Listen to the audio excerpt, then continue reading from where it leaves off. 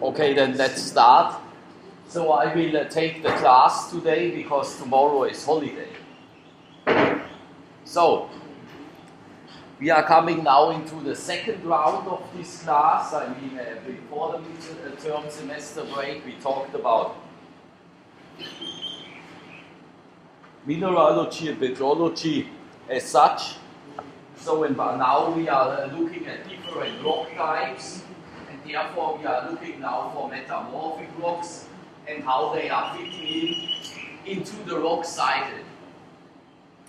So I showed you at the beginning of this class the rock cycle. Yeah, we have originally we had only igneous rocks. Yeah, so and these igneous rocks can be deformed under pressure and temperature.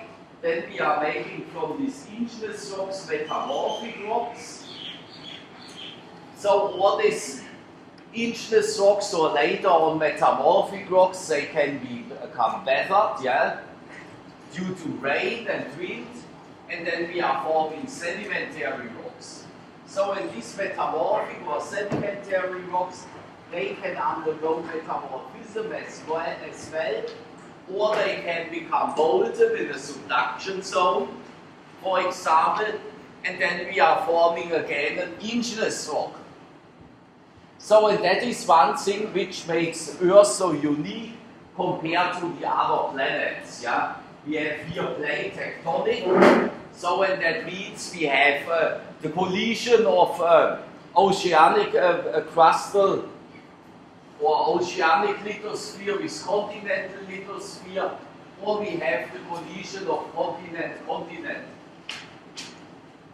So and that we cannot find on the other 4 rocky planets. So and now we are starting here with this movie. And if you can just stop and so that we can watch the movie from the beginning. Yeah. So here we can now see convection cells, how it is on the Earth. Yeah. So everywhere where we have red areas, I mean there we have the upwelling of magma or melt. So in these blue shaded areas, we have the recycling of oceanic crust. That means here we have a subduction zone. So and here beneath we have the convection cells, and the convection cells are here in the Earth's mantle, and they are of different size. Yeah, I mean if you are looking at the Atlantic Ocean, yeah, there we have in the middle of the Atlantic Ocean, we have a middle ocean ridge, and therefore you have on the left and to the right, you have convection cells, and then beneath the continents you have also convection cells, but of another size, so they are then not that, they are not coming up to the surface as close as we can find it on the middle ocean ridges. So and therefore we are always forming on the Earth new crustal material, and we are recycling older crustal material. And that we cannot observe on the other planets. So if you are going now to the next movie, yes, that is the Venus movie. So that is now how it looks like on Venus. On Venus we have all the convection cells are of the same size. So and then you have always the rise up of melt. And they are always here on the same size. So and these convection cells are forming squares. So now one have to ask ourselves how people figure this out, that the convection cells must look like this on Venus. That is totally easy, or it is actually not that easy. I mean, there's also a lot of fantasy within, yeah. But on Venus you have a lot of volcanoes. So in these volcanoes you can map out by using just a huge telescope. Yeah, then you can see all these volcanoes. So in these volcanoes are arranged in spheres on Venus, yeah? Then you have here a volcano, here you have a volcano, here and here, and the whole thing in 2 dimensions or in 3 dimensions if you are going into Venus crust. So and therefore we are thinking that the convection cells on Venus look like this, but anyway on Venus you do not have recycling of older crust, yeah? You have only magmatism, and you have a lot of magmatism. I mean, on Venus it is very hot. It has a surface temperature. It depends always if the planet is towards the sun or against the sun. But the surface temperatures on Venus, they are about 240 degrees Celsius, and that is then really, really hot. It is at least hot for us. So they have nowadays, they found or they discovered a new galaxy. It's just 40 million light years away from our galaxy. Yeah? People saying that is very close, but you know, 1 light year is the speed of light, and this is 300,000 kilometers per second. And if you are talking about 40 million light years, then it is still quite far away from us, but there they found a new galaxy I mean the sun there is actually a small star, but they found 6 rocky planets around this small star, and these 6 rocky planets are of the size like Venus or Earth. So now we can go to the next movie.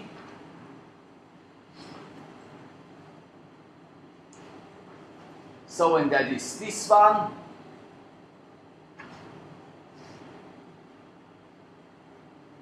With QuickTime it should work.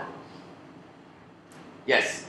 So that is just a model which I have done by myself. That is just such a subduction zone. So the lower plate that is in a depth of 670 kilometers. So and there we have just the dipping down of a slab. So and these are the different stress fields. So and if you have the dip down of a slab, then you are changing always the pressure and temperature conditions, and therefore your rocks becoming better stable, and then they become under different pressure and temperature, they are becoming deformed, or recrystallization processes are taking place, and you are transforming that one mineral into another mineral. Yep. So, and I have, or Neil has uploaded yesterday all the chapters, what we are doing next in class, yeah.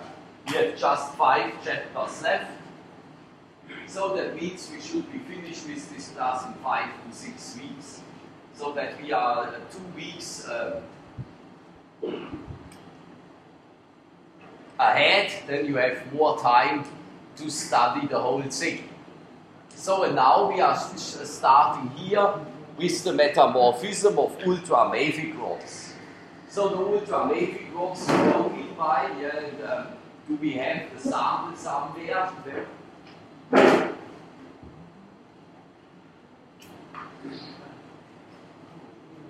Here it is, yeah. So here we have an example from Koro Island. So, and that is such an ultramafic rock, and that is a lersolite, and exactly it is a spinel lersolite. So, in these lersolites, they contain mainly olivine. Yeah, it is a mantle rock, and I told you before in class that the Earth's mantle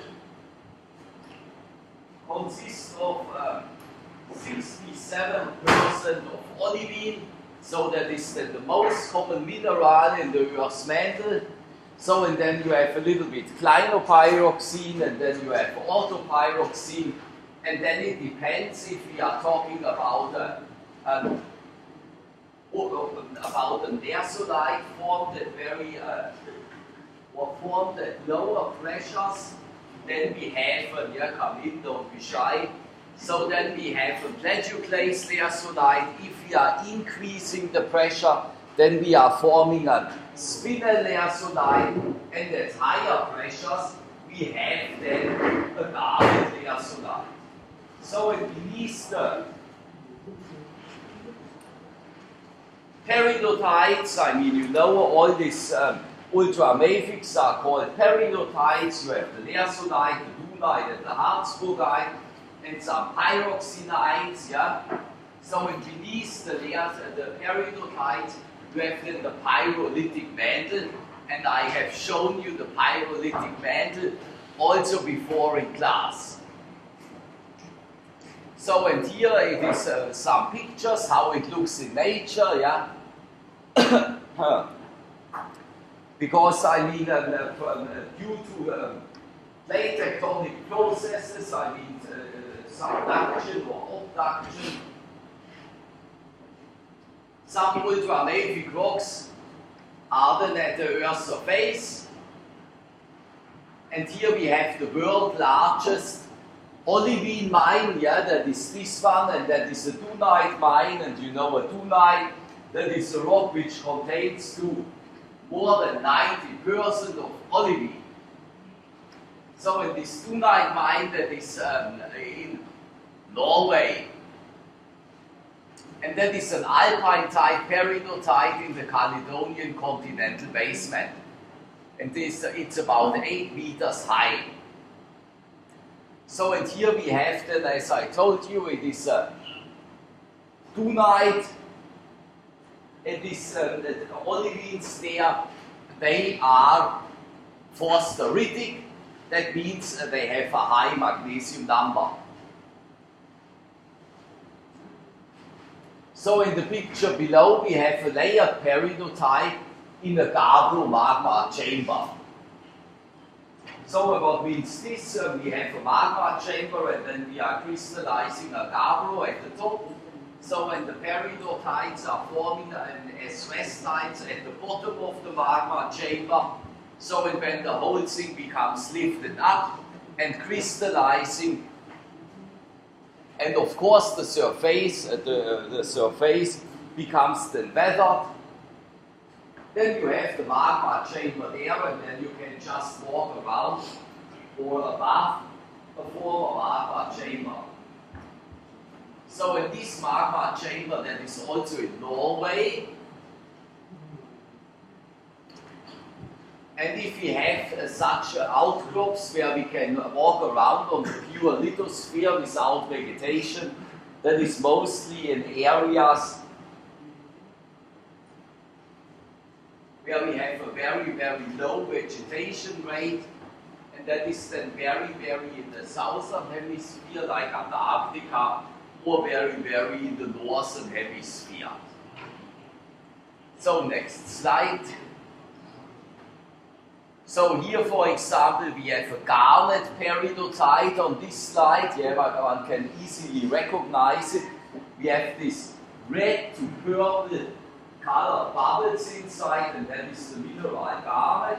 And I gave you also a couple of weeks ago all the end members of the mineral garnet, and there we were talking about the almandine, the pyrope, the grossular, and the spessartine. These are just 4 end members, but that is for your purpose enough. So in such a garnet, peridotite or learsonide was formed under very, very high pressures. So the greenish mineral here inside, that is then a clinopyroxene, yeah? Or I think so that it is a clinopyroxene, it could also be an olivine, or both. Yes, but here it is written, the author of the book has written it, we have the red pyrope garnet and the green diopside CPX in the orthopyroxene phosphorite matrix. So in this brownish stuff, that is then the orthopyroxene and the olivine bearing matrix. So number B, what we have here, that is also a garnet learsonide from the outcrop, from the same outcrop from this ultramafic body, from the first slide, what I have shown you today. But here we have the not longer a dunite, here we have also a garnet lacerite, yeah?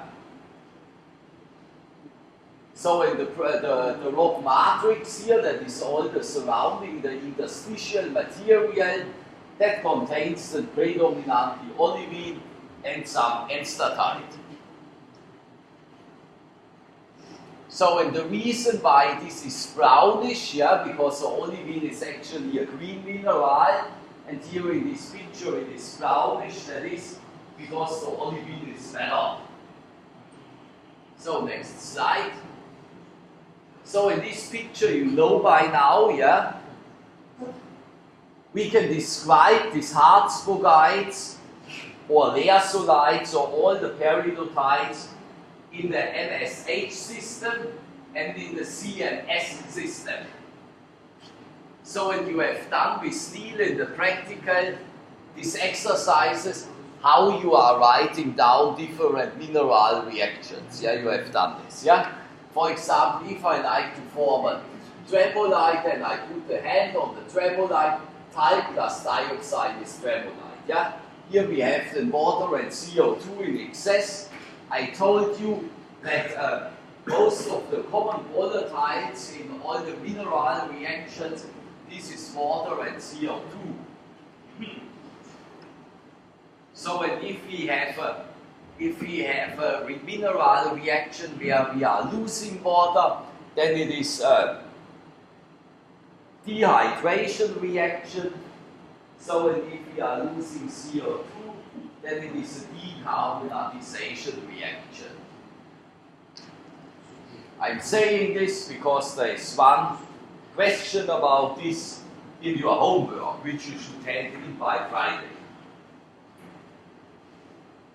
Everybody found it on the what is it, on these Moodle things?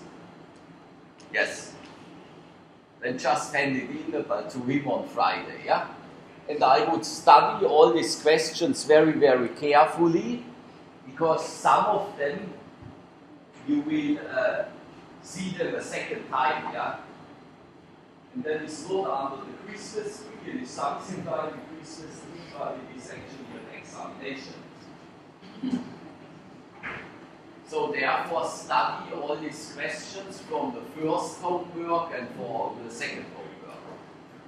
So then here in this dark shaded field we have the composition of the major mantle rocks, yeah? So in the mantle rocks they are containing mainly of magnesium and some silica, but they are all silica undersaturated. So that means we do not have any free quartz crystals inside, yeah? Because you know by now as well that quartz and forsterite will never occur in the same rock. So then we are going to the next slide. So here we have then the majority of the most components which you can find in ultramafic rocks. So you have here the chrysotile and the antigorite, and the chrysotile and the antigorite, you know this by now, these are serpentines, and the serpentine, that is a polymorphic mineral. That means polymorphic minerals having the same mineral chemical composition, but a different crystallographic symmetry. Then you have the blue side. The blue side is just a MgOH2. Then you have the talc, yeah, and you know the talc is a sheet silicate. You have also these pictures with the tetrahedrons and all the bubbles from the talc and from the other biocides. Yeah, I also would, if I would be you, then I would check them very, very carefully. Yeah.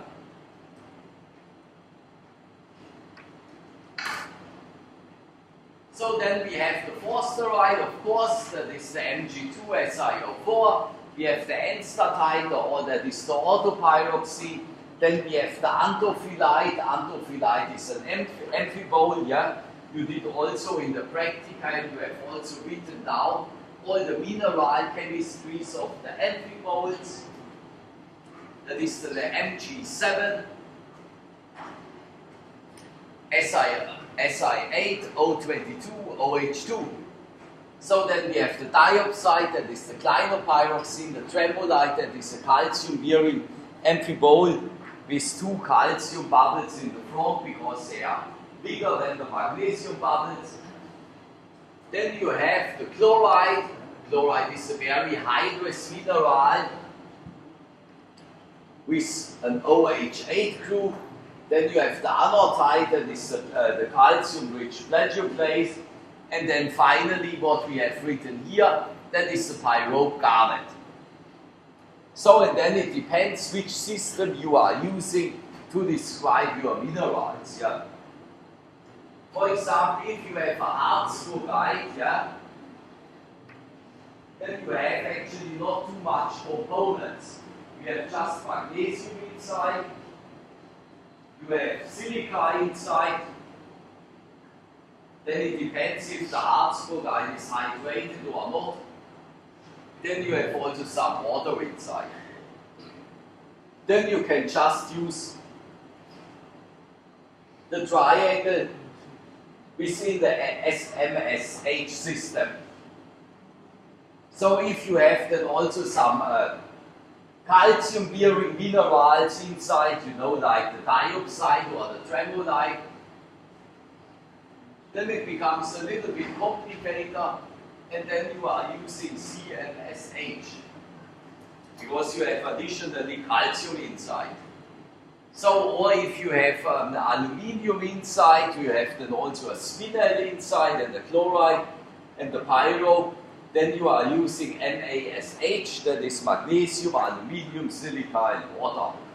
So, and you have always to simplify it as much as possible, so that you can reduce the components in a two-dimensional space. So, and then you have done this deal in the class, the Schweinemarkers analysis, yeah? Yes, really.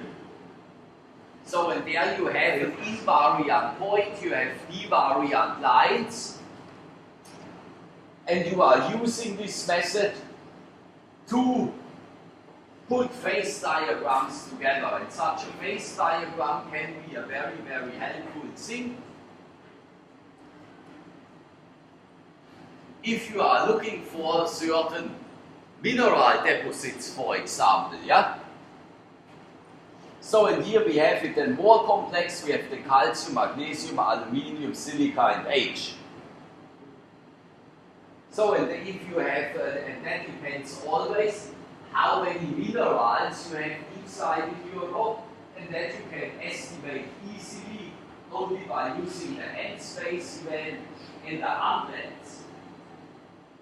And later on you are making the scene section, and that is something what the lead is doing with you in the remaining practicals. He will show you slides or actually pictures how all these minerals look like in scene sections. So because next semester for those you are doing the ES201 and ES203, there we will then use the microscope. So, and I mean, now we have in class about 40 students, so and hopefully that will become less for the 300 courses. That is not because I would like to get rid of you guys, that is just because I have only 9 microscopes. So, and therefore we are doing here no microscopic work. Because if we have only 9 microscopes, that means 4 people has then always to share 1 microscope, yeah? So, but in the year, if I have now 40 students in class, then it's maybe in the 300 courses only 20 students. So, and then only 2 to 3 people has to share 1 microscope, yeah? Which is still awful, but it is better than 4.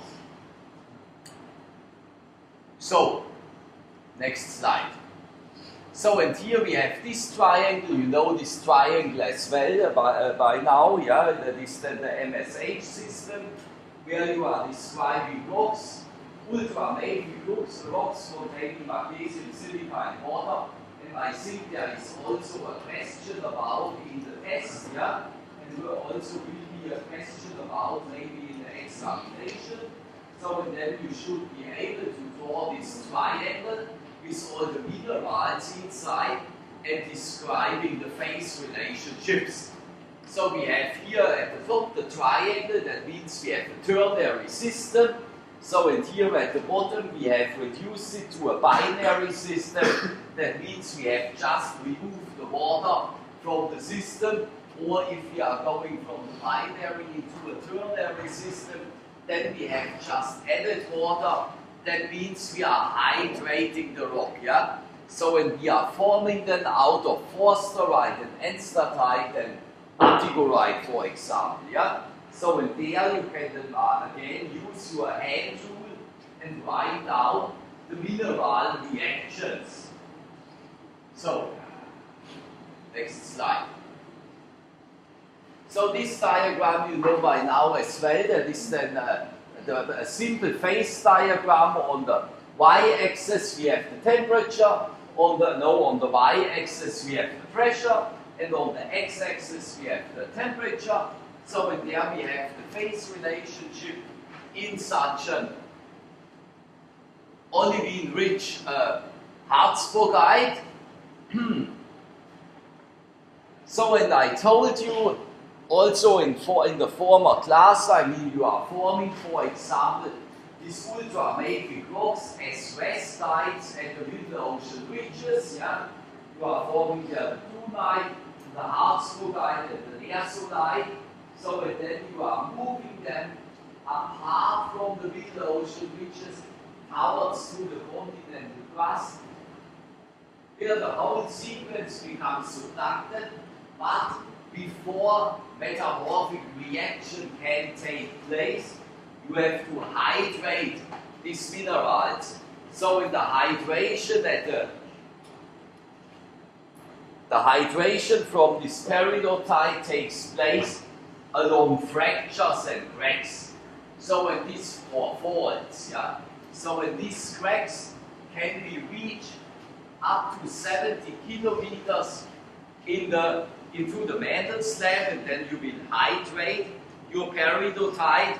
So and while you are hydrating your peridotite or Harzburgite, you are making then a serpentinite, yeah? So and if you have hydrated two large areas, then you will not longer subduct your slab, then you will abduct it. So that means it becomes then not put down beneath the continental crust, it is then lying above the continental crust. And if we have such a situation, then we are talking about an ophiolite, yeah? So because the serpentinite has a lower density compared to the mantle below, and then the slab cannot sink.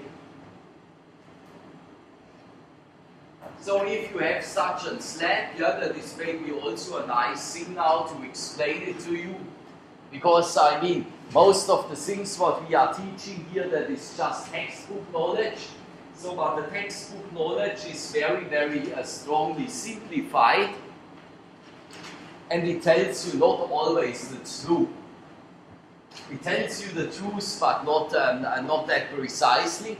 But if I'm going with every point in very, very detailed scientific areas, then the class would not be finished by the end of October. It would be finished by the end of October, but not in 2017. Maybe in 2030. So and now we need a pen. So I do not have a pen. Do you have some waterproof marker?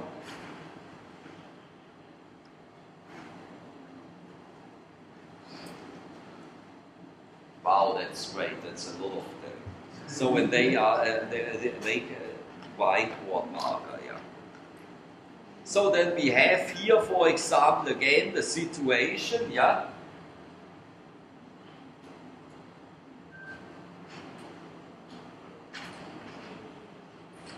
We have here the continental crust, CC. And then we have the oceanic crust, yeah? So that I make OC, oceanic crust. So and then this crust becomes subducted here, because the oceanic crust has a higher density compared to the continental crust. That is something which you know. But here we have an induced nucleation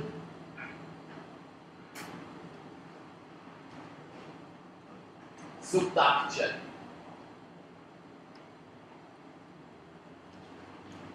So that means we are forcing this plate in this direction, and then we have here a higher density, and then it becomes this plate becomes subducted. Yeah, that is the way how it is always explained in all the textbooks. Yeah, so but it must not be an induced nucleation subduction. Yeah, and I mean if you have the ovuli, then the whole sequence is hydrated.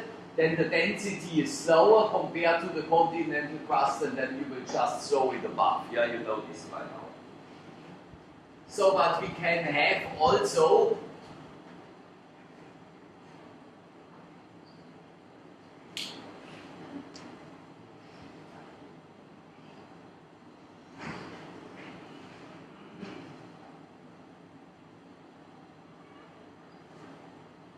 a spontaneous nucleation subduction.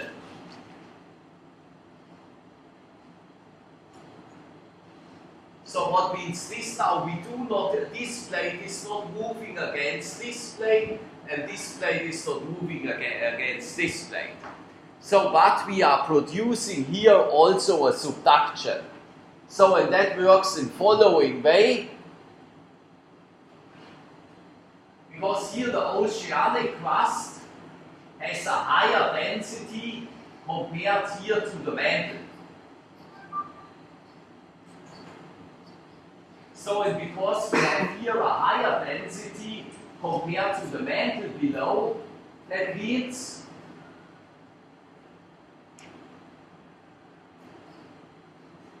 you have then also a subduction, but without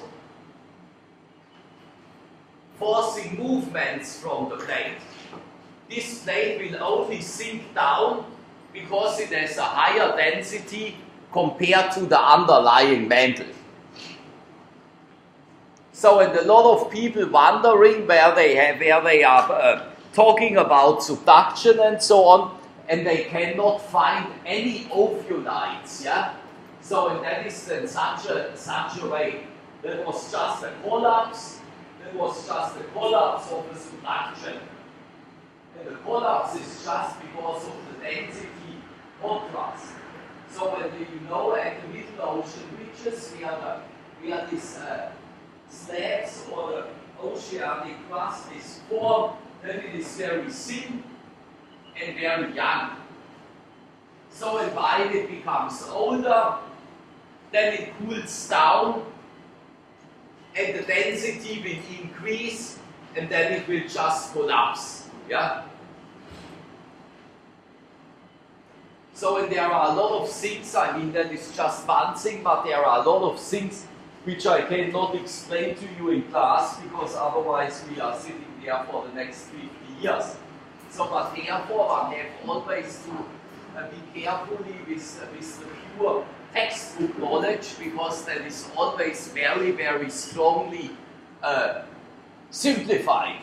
And it is often so simplified that it becomes wrong.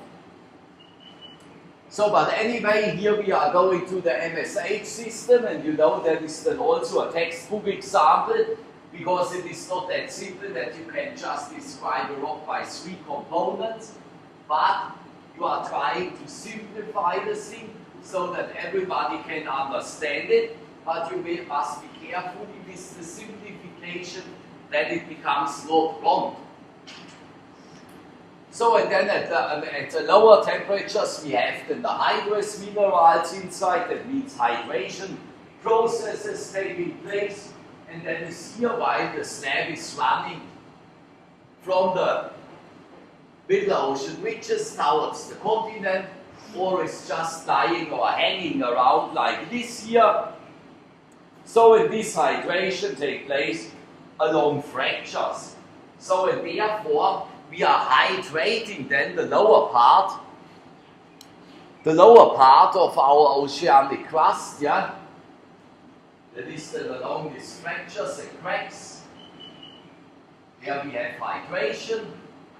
So, and then it is overlying here by the oceanic crust. So, in the oceanic crust consisted of basalt at the top. I mean, very of the top you have the sediments. Below you have the basalts, the pillow basalts, and then you have the gabbros, and that is this sheeted dike complex, which we will check in the 303 detail.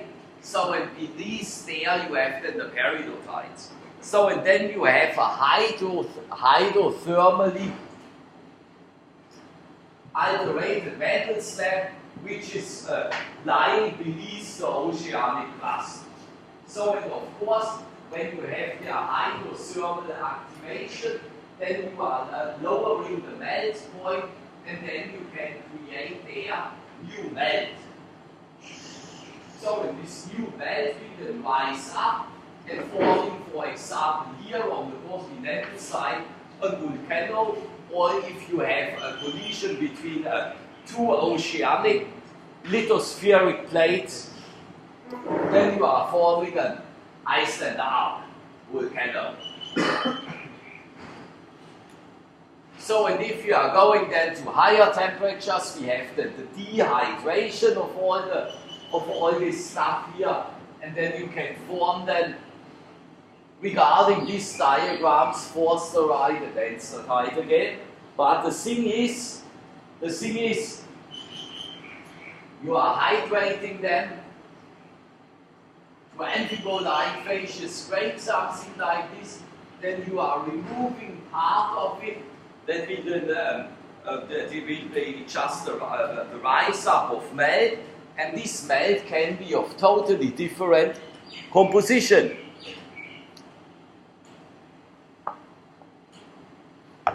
So, next slide, please.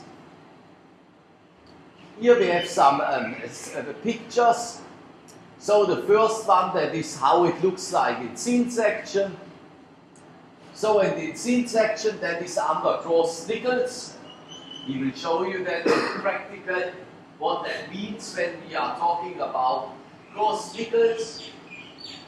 It looks that you are seeing then just all the interference colors from all the different minerals. So, and here we have a serpentinized peridotite, and that you can see you have here in white letters written ATG, and that is then the serpentine modification called antigorite. So then you have some brucite inside. So in the hydration, then if you have brucite inside, then the hydration process has taken place under very low temperatures. And if we are just going to the former picture, here we have the brucite, and then you can just, if you're seeing such a rock and you have identified the brucite under thin section, then you can just open the textbook. You do not have to do all these calculations. I mean, you can do that, yeah, but you must not do that. But then you know this hydration process has taken place somewhere in this temperature window. You have the antigorite and the brucite, yeah? So in the diopside, if we are going to the next slide, so here we have diopside, and this diopside is just inside the rock as a metastable mineral, as a remnant. So, and I have told you in class what the difference between unstable, stable and metastable is. So if you are hydrating this rock again and again and again, then the diopside will finally react totally away. So, but the fact that this rock came that before the diopside was reacting totally away to the Earth's surface, therefore you have still these remnants inside, yeah? So number B, we have here a rock containing also antigorite, talc and forsterite. So this rock was lifted up not lower than 600 degrees Celsius. I mean, of course, at the Earth's surface, where this rock has been sampled, there is still no temperature, but there is still also no pressure. And the fluid which will affect the rock, that is surface water and not hot volatiles like in the Earth's mantle. So, and if this rock came then to the surface, then all the mineral chemical reactions stop. I mean, it is also not really true that they are stopping, because there you have then, or there, this rock will then suffer under weathering process at the Earth's surface, yeah? But I mean, these weathering processes will last, I don't know, 10,000 years, something like this. So, and therefore it is for you guys, in your time scale, a stable and stable conditions.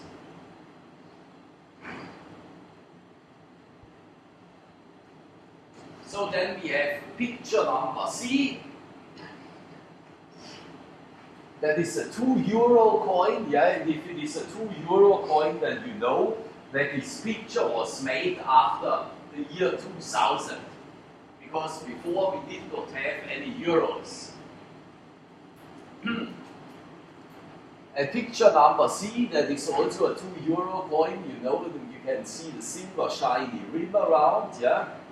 Maybe I have some, or maybe they are now in my office, because I'm getting always confused, having all the different coins from all the different countries in my pocket. So then we have number C, and number C, what is this? That is a needle-shaped olivine, yeah? So, and that is from the Bargel, that is in Italy, and that is from a contact aureole, and you know by now what a contact aureole is. You have the emplacement of a magma somewhere, or a melt, yeah, which is then the same.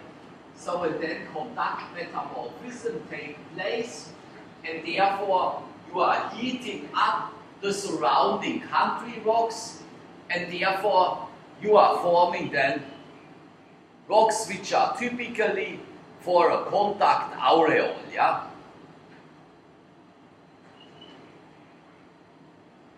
So, and you can see here these needles, and that is then called the pseudospinifex texture. You must not remember the pseudospinifex texture, because therefore you have to take our textbooks, and there it is written while you are doing your microscopic work. So the next slide, please. So now we have added something to our MSH system, and what we have added? We have added so if we have the mineral chloride inside, and tremolite, and dioxide, and garnet as well, yeah, what I have added. or not, I was not drawing this diagram, that was Kurt Bucher. And Kurt Bucher, that was my lecturer when I was a student, yeah, and he has written this book. And I met him just recently in Paris. So, what have we chemically added to this rock? If we have now a dioxide inside, what we have added to our MSH system,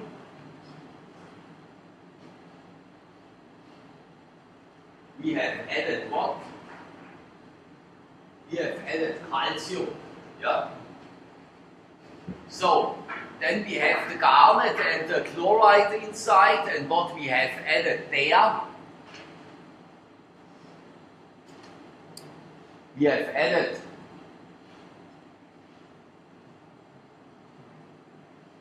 aluminium. So, and then the phase diagram looks like much more complicated compared to those before. So, and then we have added, or Mrs. Lee, yeah, that is from the publication of Lee et al. And I know Mrs. Lee, yeah, she did, when I was a student, she did there her PhD. She is a small Chinese, maybe this size, something like this. And she was working on these rocks. She was working on these rocks and she became very, very desperate. So then Mrs. Lee has also used her head for thinking, not only for the haircut. Therefore, she has put in here this border 5 degrees Celsius per kilometer. What means this?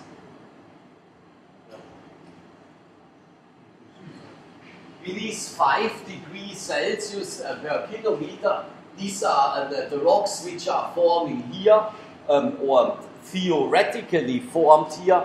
They cannot be found on Earth. Yeah?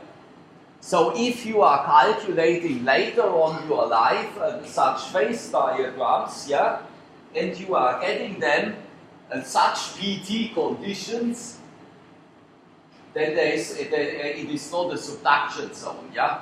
Because the subduction zone must have at least 10 degrees Celsius per kilometer, yeah? So because otherwise, if you are making it like this, yeah, I mean you cannot have in a that is gigapascal, that is 20 kilobars, and 20 kilobars is 60 kilometers depth, yeah. And in a depth of 60 kilometers, you will never obtain temperature conditions of 100 degrees. That is not possible, yeah. You should have that at least, let us go here, 500 to 600 degrees, and then it is still very, very cold, yeah. So, and therefore, Mrs. Lee has put in this line.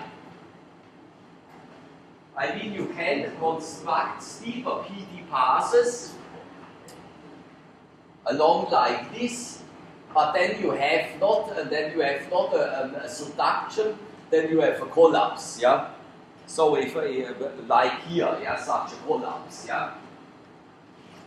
Or if you have that you can also have, yeah. That is then also out of the textbook. You can have here, like in the Colesberg filament of South Africa. I mean, if this is the southern part of South Africa or Africa, then here that is the Colesberg filament, yeah. That is just a huge fault system. That is the Colesberg filament.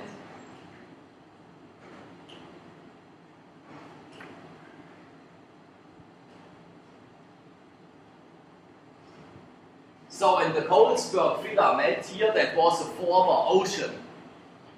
So and that was a closure of an ocean. So then you have here a continental plate, yeah, CC. And here you have a continental crustal plate, yeah, CC. And here beneath, we have an ocean, yeah. I mean, here you have an oceanic crust. OC.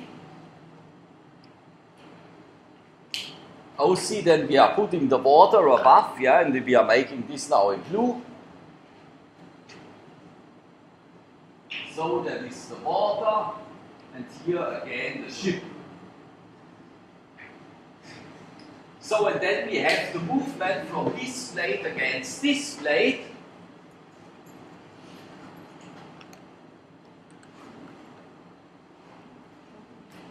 So this one moves that way, this one moves that way.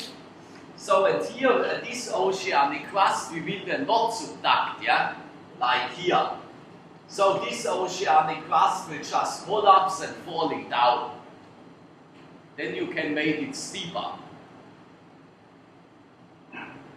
So, and that is always the games what we are figuring out, yeah. And such a things, I figured it out, and I have published this recently from the example in South Africa, yeah. I can show you the presentation maybe next week.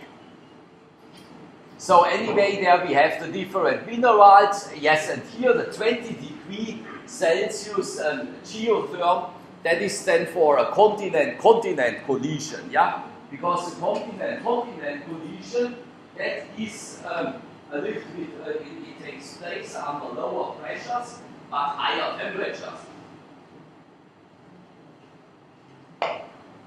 So, and then you are watching your thin section. You can observe several minerals, and then you can figure out what was the geodynamic scenario behind. Yeah.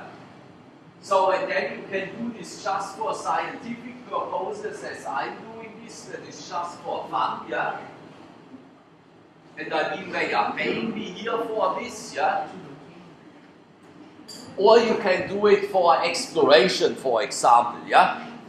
So because certain minerals, these are the core minerals, and they are important for the mining industry, and they are forming in different geotectonic settings, yeah? For example, here we have a mega-arc, or we have actually not a mega-arc, we have an intra-arc. And such intra-arc, typical core minerals in an intra-arc, this is the gold, copper, and silver, and telluride. And you can find this here on all these Fijian islands, yeah? So, but these minerals that are not correlated to ultramafic rocks, yeah?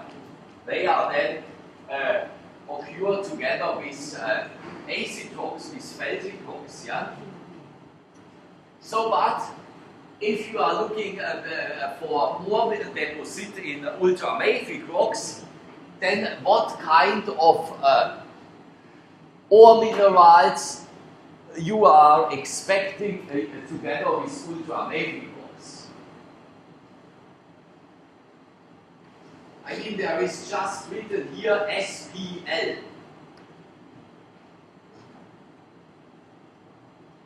That can be South Pacific liquid, but it is not South Pacific liquid, it is a spinel. So, and which spinel is important for the mining industry?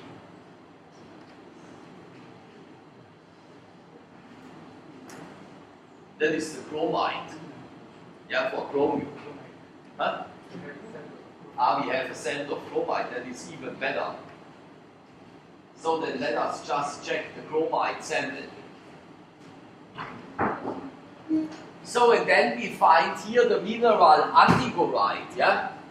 So in antigorite, I told you that it's a serpentine, and if a lot of oceanic crust is serpentinized, then we will abduct it, and not subduct it, yeah? So then we have, where is the chromite now? Here is the chromite, yeah. Yes. So if you check it, it is quite heavy, yeah. So in all the mantle rocks, they are very, very heavy, yeah. Therefore, they have a higher density compared to the continental rocks in the continental crust. So and that is chromite. So, and then we have here the antigorite, as I told you, that is the serpentine, and if a lot of oceanic crust becomes hydrated, then it will not become subducted, then it becomes abducted. And if it becomes abducted, then you are forming an ophiolite complex. Yeah? It's just lying above the continental crust. So, and where can you find here in the South Pacific the next ophiolite complex?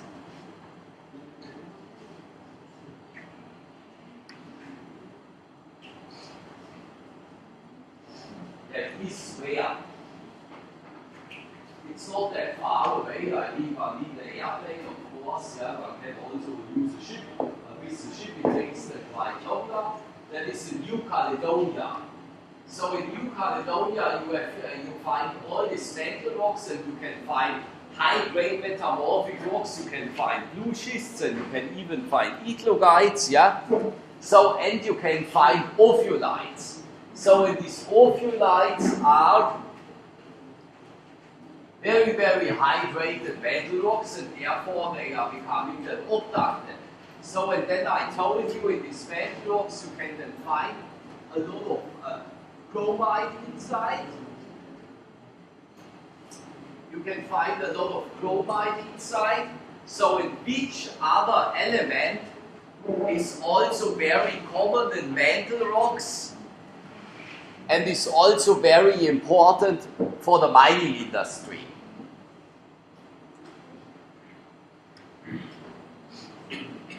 It is an element which sits in tracers in the olivine, but therefore they are not mining the olivine, but it occurs together with the olivine. It's a trace element, or it's not a rock-forming element, but it occurs in olivine in a concentration of about 3000 ppm.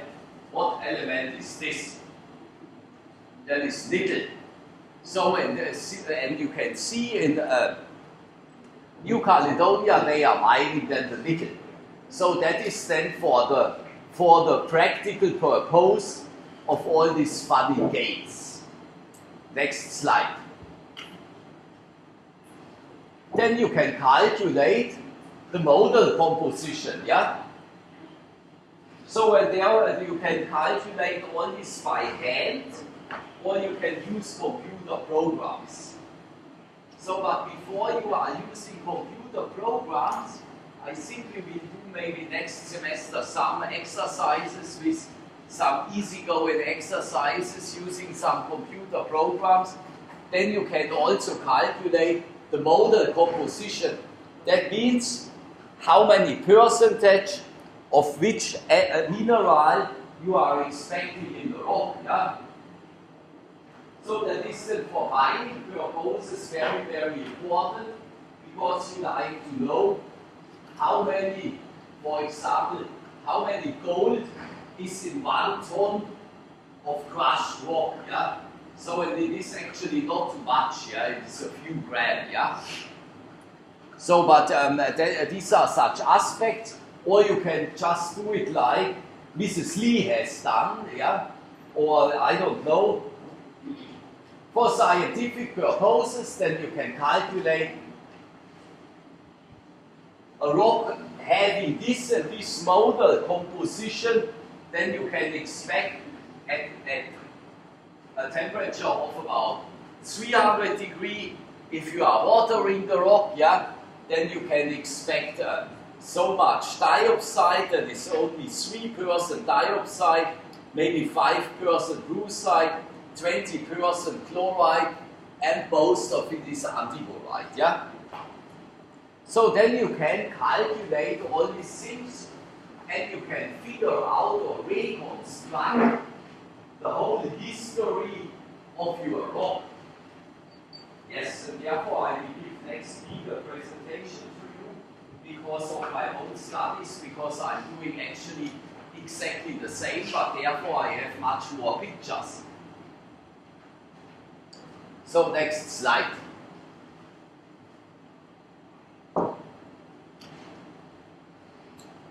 So and then you can reconstruct mineral zones or isogrades. So if you have a certain bulk rock composition, it is the same bulk rock composition as in the figure before.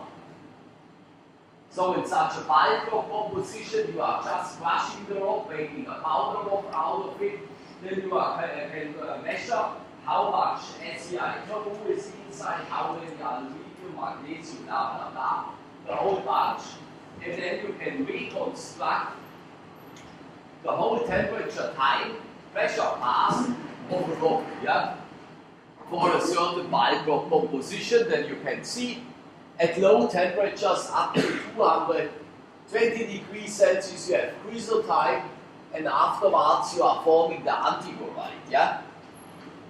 Or at a temperature of about 320 degrees you are forming the first olivine.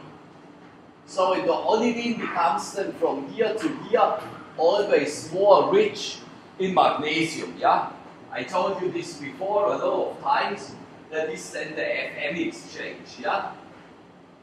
So and therefore you have then different mineral isogrades and mineral zones. So for example, the garnet is then formed at very high temperatures above 800 degrees Celsius. And the chloride is very, very long happy, yeah? So it will only become consumed at temperatures above 800 degrees Celsius. Yep.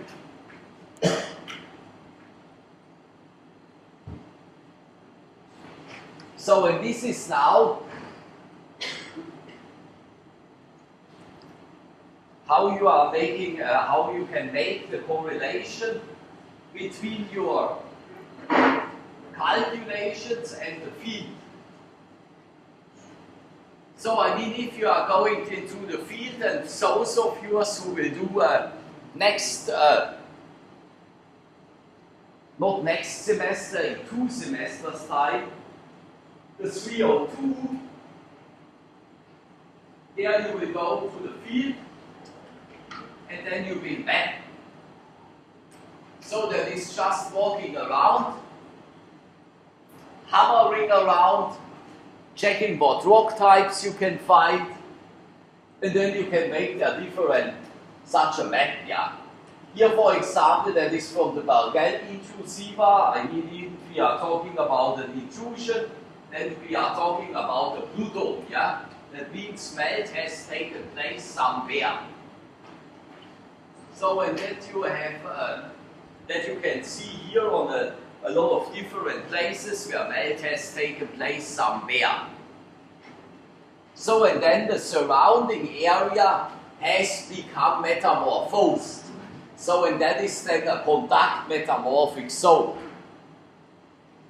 So, first of all, when such an intrusion takes place somewhere, then you have heat, yeah, that is, you have temperature. So when while your intrusion cools down, what happens there? Because when your intrusion cools down, then you are in the rocks or minerals which you are crystallizing at first in your intrusion. These are the water-free minerals, yeah? And therefore your residual melt in your intrusion becomes enriched in what? In volatiles, in water. Yeah, I told you this. If you have a magma chamber taking place somewhere, yeah, as it is here, and you have the magma chamber, and then you are crystallizing from your melt minerals, yeah. So and that you have then an decrease in temperature, yeah. Let us say the magma chamber, while it was intruding, while it was taking place here, had or the melt had a temperature of 1000 degrees Celsius or 1200, does not matter. So in that high temperatures you are crystallizing at first all the minerals, the water-free minerals, yeah, minerals without a lower H, yeah. So and therefore your melt becomes enriched in water.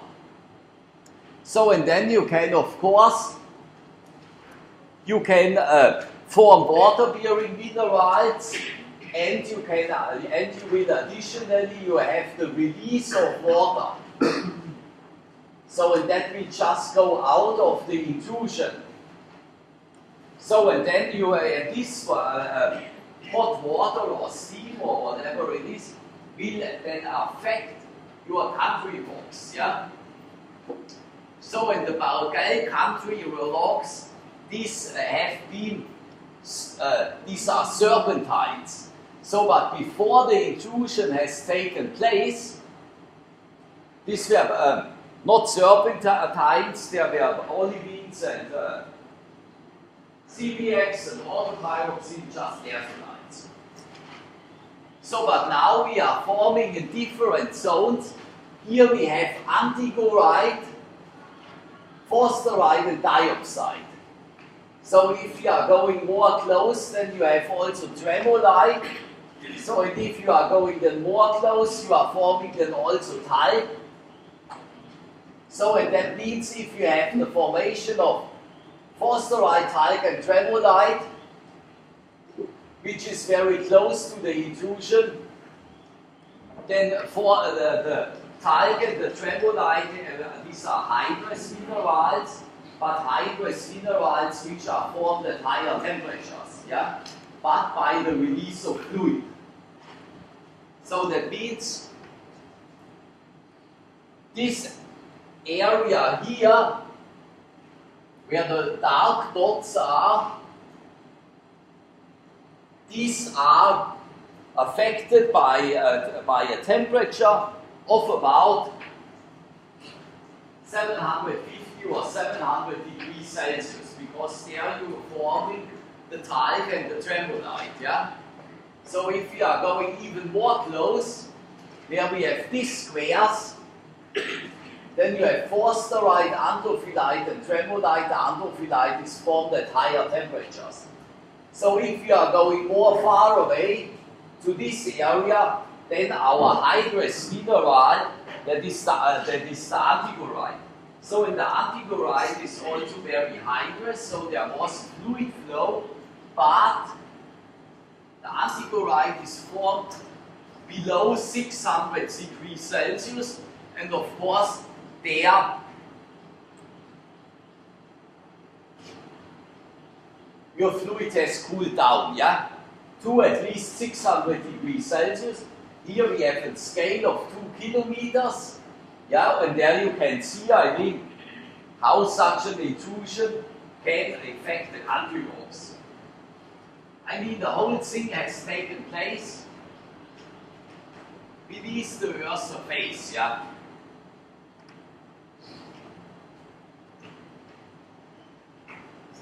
Next slide. So what do we have here? We have a magnesite inside, yeah. So I told you, the fluid consists of the main volatile in all these rocks, that is water, but there is also CO2. So and then you can alterate such a mantle rock now. You can alterate it only by water, like we have it here in the oceanic crust along these fractures and cracks, yeah. Then we have to hydrate them. So and then we are making from your ultramafic or from your mantle rock, you are making then a serpentine, yeah. That is a hydration process. So but now we are adding in your fluid also CO2. So here we have an XCO2 of 0.25. If we have an XCO2 of 0.25, then we have a water of an X of 0.75. Yeah? That is like the XMG. Yeah? So and if we are adding CO2, then we are forming also carbonate minerals, like here the magnesite, yeah? So, and then you are forming then not longer a serpentine out of your rock, then you are forming so-called soapstones. And soapstones are very, very common in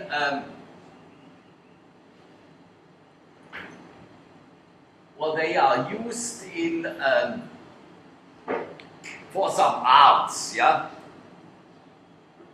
You know artwork, yeah. So, and these soapstones are very, very soft, yeah, and then people can make figures out of it, yeah. So, in these figures or masks or whatever they are doing, yeah, you can just hang it on the wall, yeah. There's nothing better to do with the soapstone. So, that is then carbonatization. We have on the other hand hydration, and here we have carbonatization. So, and if you are then dehydrated, then you have dehydration reaction, or in this case, you have decarbonatization reactions, yeah? So, and I mean, if you have then very, very less CO2 inside, then you are forming then not longer magnesite, then you are forming antiborite, yeah? Whereas if you are adding more and more CO2 to your system, then you are forming not longer an antiborite, then you are forming then the magnesite.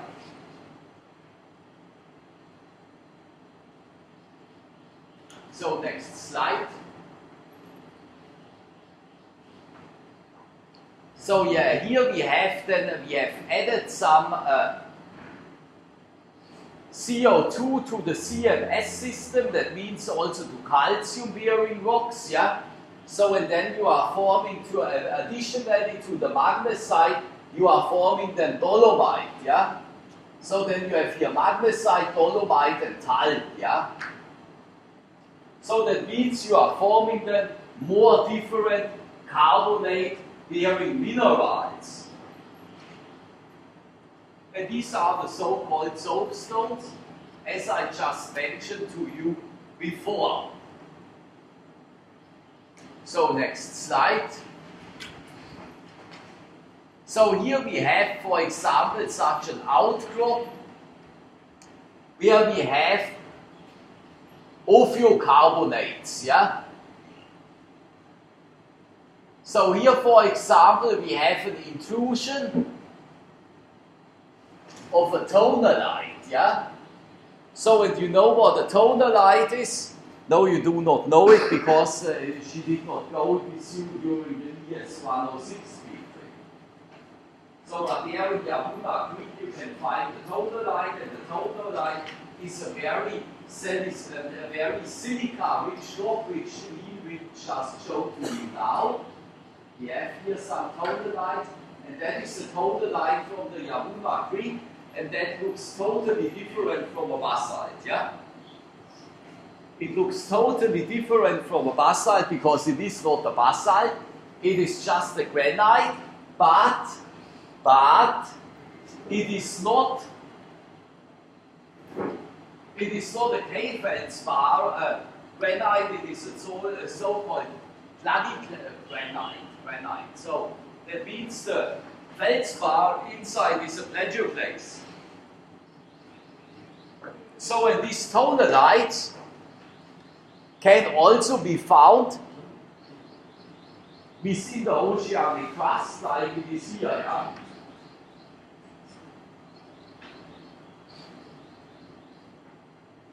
So there are different mechanisms for the formation of tonalites, yeah?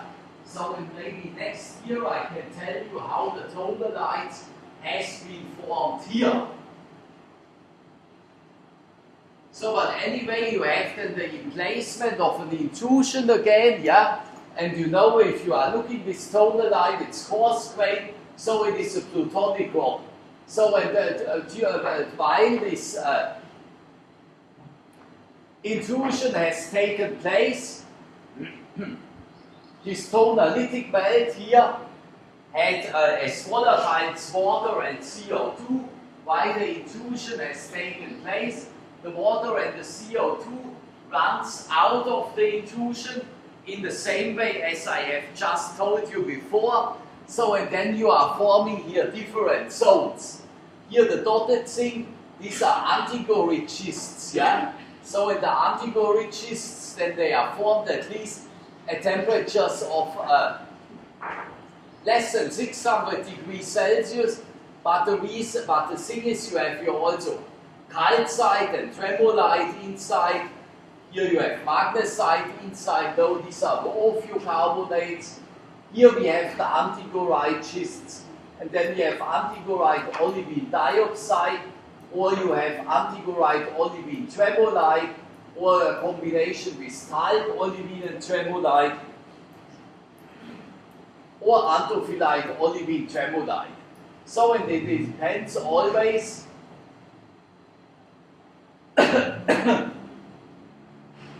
number D is very close to the intrusion, and then you have no antichorite, you have antophyllite and tremolite. These are amphiboles, and they are formed at higher temperatures at about 750 degrees Celsius. That means the fluid which came out from your intrusion was more hot, yeah? The same thing as before. If you are running in number C, then we have not longer the antophyllite, we have talc, olivine and tremolite. The fluid was cooled down a little bit more. Then we are coming here to B. There we are forming then the first antichorite together with tremolite. Means the fluid was about 600 degrees hot, but not longer 750, as very close to the intrusion. And number A, that is then far away, yeah, these are 500 meters, that is then about 2.5 kilometers away. Then you have finally only antichorite and olivine and dioxide. So in the olivine and the dioxide was not formed during metamorphism here, these are just the host minerals, yeah? And the hydrous minerals are formed while the intrusion has taken place, yeah? So then we have here the grayish field, these are then the ophiocarbonates, and then you are forming also different carbonate minerals, stable at different temperatures, yeah? So very close to the intrusion, you have these carbonate minerals formed at higher temperatures. More far away from the intrusion, you have these carbonate minerals formed at lower temperature to the, in contact to the intrusion. So next slide. So now we have here again some thin section from this ophiocarbonates, and it just shows you that you have here carbonate minerals inside, yeah? For example, here at above number A, you have here the mineral magnesite inside, yeah? This one here, so and below, you have here a huge forsterite crystal which is surrounded by magnesite,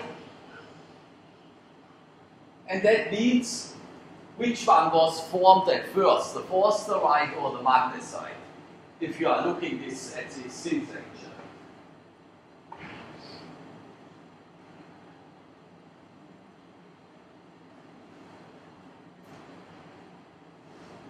At first there was the forsterite because the magnesite is growing around the forsterite, yeah? Here you have, I don't know what this is, they have not given a description here, but this needle was also before the magnesite, because the magnesite is growing interstitial, yeah? So, that is also a thing which you will also train next semester a little bit in 301. We saw to figure out the sequence of the certain minerals, which one was formed at first, which one was formed later, just by microscopic observations, yeah? I mean, you can do all these thermodynamic calculations, and then you can just chemically and mathematically you can calculate it, or you can use the naked eye and figure it out in thin section, or you can use both. So, next slide. So then we have here just two other XCO2 diagrams. I mean, that shows you now nothing new. You have here just the soapstones, yeah, that is, you have the mineral magnesite and talc inside. So, and if you have talc and magnesite inside, which stone do you think is more soap? More soft? The soapstone or the sagbandit? The sagbandit has then just enstatite and magnesite, whereas the soapstone has talc and magnesite. Which one is more soft? If you are an artist, yeah, and you are looking for a rock which you can form very, very easily, then you are looking for a very soft rock. And which one of these two is the more softest? I just saw that somebody told it already. Yes, that's the soapstone, yeah.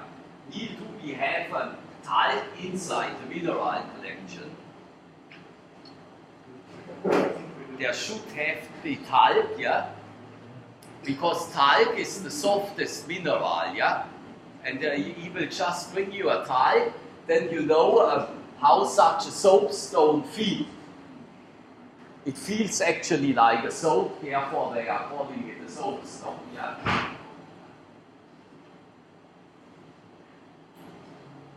And for what do you think talc is used in sports?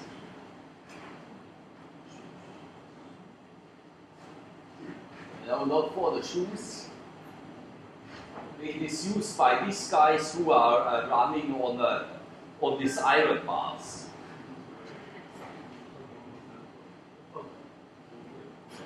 Yes, and then they are putting talc there because then it's not that slippery.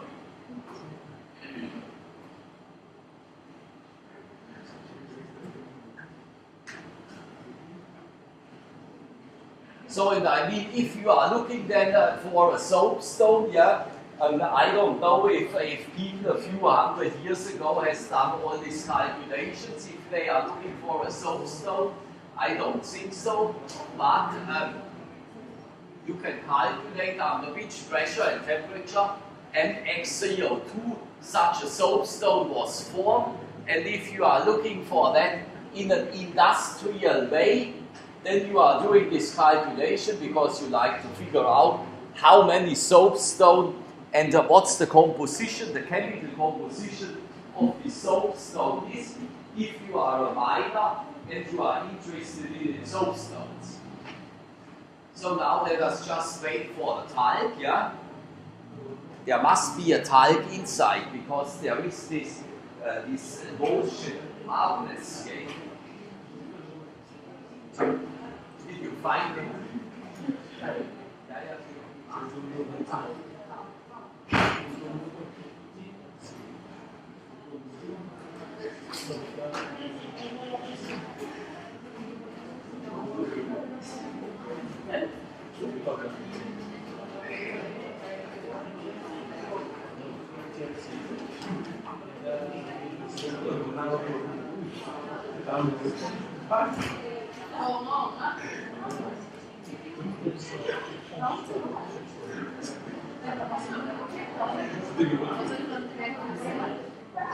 Here you have additionally another totolite, yeah, because we had talked before of the totolite.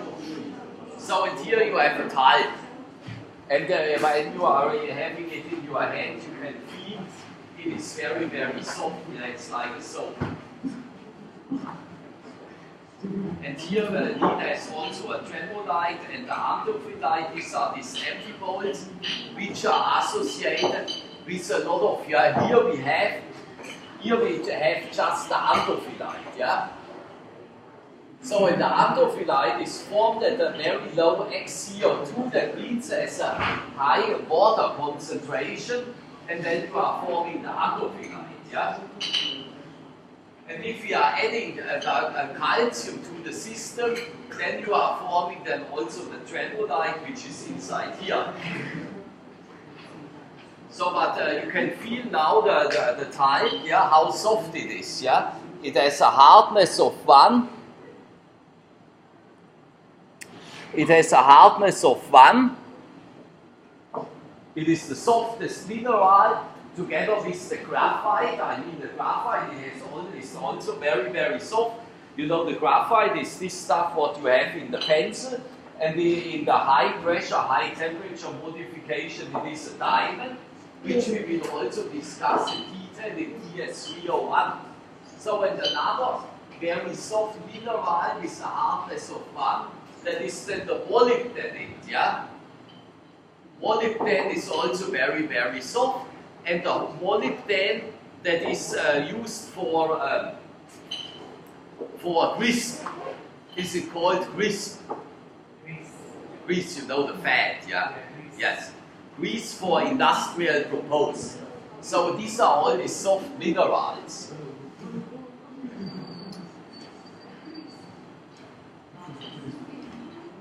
So what you should have in mind here now, that is under which conditions you are forming a soapstone or a sack bucket, yeah? Then you know you need a CO2 flux, and the CO2 flux has to be for a mantle rock, an ultramafic rock, has to be affected by a CO2 flux, yeah? Then you are forming a soapstone or a sack bandit, yeah? Maybe there will also be some question in the examination. That's all the type, yeah? That's a molybdenite, and you can feel the molybdenite is also very, very soft. So, if you are forming a serpentine, then you have hydration. So, and that means your mantle rock was affected by a fluid which is very rich in water. So then we are going to the next slide. So here we have a very nice thin section from a talc-bearing rock. So in the talc is here under cross nickels, it is very, very pinkish. So and here you have some forsterite. So and that is the talcization of an olivine by an open system. So if we can have an open system or we have a closed system. So here we are running in the open system because all the shutters are open and the door is open. That means we have the exchange to the surrounding area. Now it is not raining, but it is still very, very humid. So, and that is then by air. So, and if a rock is affected by an open system, that means water and CO2 can penetrate from outside. So whereas if we are talking about a closed system, then metamorphism is taking place by diffusion processes from water bearing by the rock itself. So and here we have a silica-rich fluid. So we are bringing, and therefore the author has written AQ, that is for aqueous. So and therefore we are bringing in a silica-rich fluid because talc, if you are just writing down the mineral chemical formula of talc, yeah, it's the Mg3 Si4O8 OH2 plus, and the olivine you are forming from a forsterite, a talc. Then I mean you have to add water, yeah, because the talc is an OH-bearing mineral, and you have to add additionally silica. So and this silica is dissolved in water, and therefore it is here written SiO2 AQ. So and here that is the mineral reaction, it's also written there. Wow. So next slide. So and here we have now this, yes. So because we have here silica in water, therefore we are talking about the silica activity. So if we are having a silica activity of 1, yeah, if we have a silica activity of 1, then we can form 3 quartz crystals. So if we have a silica activity beneath 1, and here we have just plotted in log, then we are not forming 3 quartz crystals, but we can form minerals which contain them more silica. So for example, here the blue side does not contain any silica, that is MgOH2. So, but if you are increasing then the silica activity, then you are forming here the chloride, here the antigloride, here the type. And if you are writing down the mineral chemical formulas, then you can see that while you are increasing the silica activity, then you are forming minerals which contain more silica. No silica activity, then there is no silica in the rock or in the mineral. So next slide. Finish. Okay.